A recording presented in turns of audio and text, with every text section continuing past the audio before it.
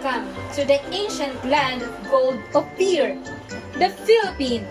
Yes, this country has been talked about and debated by historians and scholars, for it is theorized as the ancient land of OPHIR, which is written in the Bible. Yes, you hear it right. Philippines is not just only known because of the popular Filipinos around the world like Manny Pacquiao, Charis Pempenko, Lea Salonga, Pia Wurzbach, and many more. Philippines is also a hot topic for many years because many believe that it fits to be the ancient land of OPHIR. Why?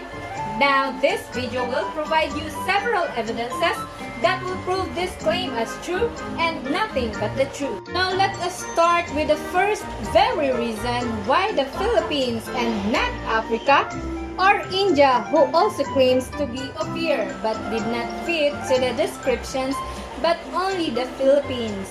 For your information, OPHIR is described as has lots of gold and silver. Philippines is abundant of gold and silver. During ancient times, they could even just pick gold nuggets from the ground and in rivers, and even slaves were gold. Even the New York Times confirmed the article released from the Forbes magazine that the Philippines ranked number 2 with the largest resources of minerals. Even so, the history could tell us that the Philippines is the number 1 mining of gold for over 3,000 years. So, it is possible that the Philippines is already trading gold during 1000 BC in Solomon's gold series. Philippine gold in ancient Egypt? Yes, that is right. Gold jewelry of Philippine origin has been found in 1st century Egypt. And next is the Surigao treasure. According to the Asian Society, Filipino worker Berto Morales was digging on a government irrigation project in 1981. He literally struck gold, but what he found that day was worth more than its weight. He had uncovered evidence of a lost civilization. A source, Asia Society, a golden discovery in the Philippines, September 11, 2015. Next, Solomon got pearls from OPHIR.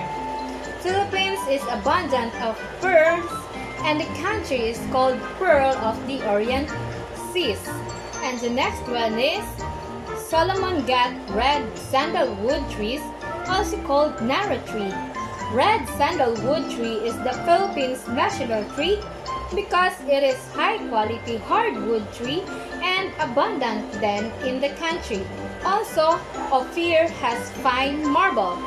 It's Romblon fine marbles. Let us also know that OPHIR has peacock and lots of exotic birds, and Philippines has it. Also, people of OPHIR loves to wear blue and purple.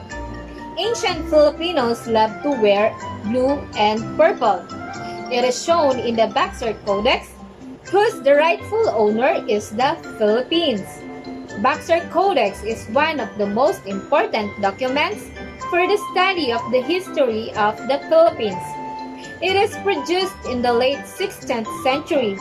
The colorful illustrations of the manuscript offer some of the earliest images of people living in the archipelago and its Asian neighbors at that time. Not to mention, people in OPHIR also loves to sing. Most of the Filipino households own karaoke, and even some sounds of out of tune, they still sing. Party is not a party without music, and Filipinos is renowned as exceptional singers. Another evidence is that criers travel back and forth from Israel to OPHIR.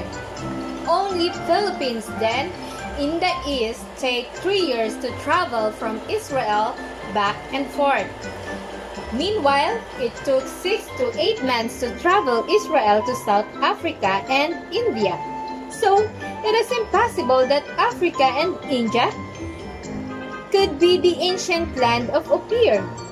Next, the old ship used to travel and trade of ancient Filipino during ancient times, Cold Balangay was discovered recently in Butuan City, Mindanao.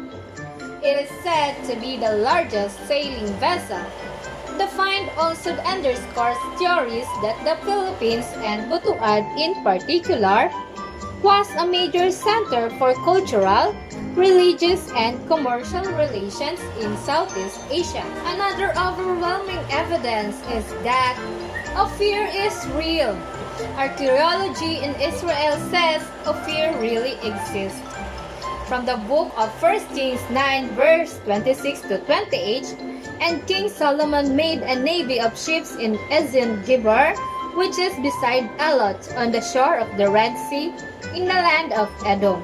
And Hiram sent in the navy his servants, shipmen that had knowledge of the sea with the servants of Solomon. And they came to OPHIR and fetched from the hands gold, 420 talents, and brought it to King Solomon. OPHIR was named in Genesis 10, and his brothers are Sheba and Havilah. Genesis 10 verse 26 to 30, and Joktan and Begat Almodad, and Shalip and Hazarmavet, and Jerah and Haduram, and Uzal and Dikla, and Obal and Abimael, and Sheba and OPHIR, and Havilah and Jobab. All these were the sons of Joktan, and their dwelling was from Mesha, as thou goest unto Sephar, a mount of the east. OPHIR lived from Mesha means departure to Sephar as mount of the east towards a numerous population. Multitude of islands in the far east, the climate not cold and not desert, hot. Of course, it's the Philippines. Africa and India are not multitude of islands, while Philippines is 7,107 islands. The prophecy about OPHIR is the land from Far East who will spread the gospel throughout the world in the latter times. Now, with these evidences provided, I suggest you open your minds and start to do a research, especially those who live in the Philippines. My kapwa Filipinos, make a research and you will never know. This country could be an ancient land of gold OPHIR, which the prophecy tells us in the Bible. So, believe it or not, we are on the prophecy.